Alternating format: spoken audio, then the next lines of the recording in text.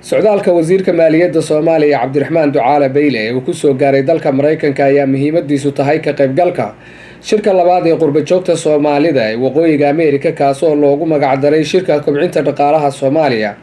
wasiir Beyle ayaa markii uu soo gaaray magaalada Washington waxa uu kulamo gaargaar la yeeshay madax iyo ururo caalami ah sida Bangiga Adduunka, Hay'adda Lacagta Adduunka IMF-ta, mas'uuliyiin ka tirsan dowladda Mareykanka iyo xubno matalaya qaar ka mid ah wadamada deymaha ku leh Soomaaliya. Mudane Beyle oo aan wax ka weydiinay muhiimadda kulamadaasi ayaa sheegay in diiradda lagu saarayay dhiraandhirinta barnaamijka deyn cafinta Soomaaliya kaasoo meel wanaagsan maraya. dhinaca kale wasiirka ayaa ka qayb galay casho sharaf lagu daahfurayay shirka kobcinta dhaqaalaha Soomaaliya kaas oo ay soo qaban qaabisay safaaradda Soomaaliya ee Washington ayna ka soo qayb galeen Soomaali ka kala timid gobolada dalka Mareykanka iyo Canada. markii ay soo ilaatay xalfadda ayaa qaar ka mid ah dadkii ka qayb galay waxa ay dareenkooda ku muujiyeen sida ay u arkaan shirkan iyo waxa ka soo bixi kara. magacaygu waa Yuusuf Muuse Yuusuf, waxaan ka imi state-ka la yiraahdo Maine. waxaan halkan u imi inaan ka qayb galo shirka diaspora oo ay ka qayb galayaan Soomaalida ku nool gobolada kala duwan ee Mareykanka. shirkani aad buu muhiim u yahay, waxaan uga tashanaynaa arrimaha quseeya waddankeeni iyo sidii aan waddankeeni wax u tari lahayn iyo dadkani si ay intay isu tagaan arrin muhiim ah ay u go'aamin lahaayeen oo waddankii wax loogu qaban lahaa. waa Cabdisamed, waxaan deganahay Virginia. waxaa la isku imaaday meeshaan qurba joogta waxaan u imaanay networking aan suubino. waa very muhiim, waa shir aad u fiican, aadaan ugu faraxsannahay kulligeena.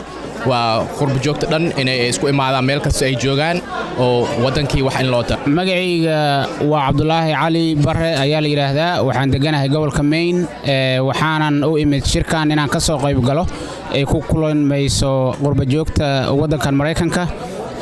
waxaan isleeyahay shirkan waa shir aad muhiim ugu ah dhammaan ummadda Soomaaliyeed gaar ahaan qurba joogta si ay isaga wareystaan waxqabadka waddanka iyo wax loo kala faa'iideysto la iskuna wareysto waddanka iyo dadkii iyo dawladda iyo Soomaalinimada sidii lagu taageeri lahaa la iskuna ogaan lahaa in ay isugu yimaadaan dadka Soomaaliyeed ee qurbaha ku nool gaar ahaan waddanka Mareykanka. aad ayay waxtar ugu leedahay ummadda Soomaaliyeed. safiirka Soomaaliya u fadhiya qaramada midoobay Abuukar Cusmaan ayaa sidoo kale SNTV uga warramay ujeedooyinka shirkan iyo kaalinta ay ku leedahay dowladda Soomaaliya. si fiican oo caawa noogu soo dhamaaday furitaankii shirkii qurba joogta Soomaaliyeed iyo dowladda Soomaaliya ay ku yeesheen magaalada Washington. shirkan ujeedada ugu weyn oo laga lahaa waxay tahay laba arrimood. waa mid in qurba joogta lagu wacyigeliyo sidii bal ay uga qayb qaadan lahaayeen horumarka iyo dib u dhiska dhaqaale iyo hay-adeedba ummadda Soomaaliya waddanka Soomaaliyeed. sidoo kalena dowladda Soomaaliya hadda jirta waxay go'aansatay ayadana inay wada tashi kala yeelato weydiisana xogtooda iyo sidii ay looga qayb qaadan karo ay wareysato ay ka hesho xog ku filan si horumarka waddanka loo gaarsiiyo Soomaaliya waddan sidii waagii hore u ahaan jiro kale.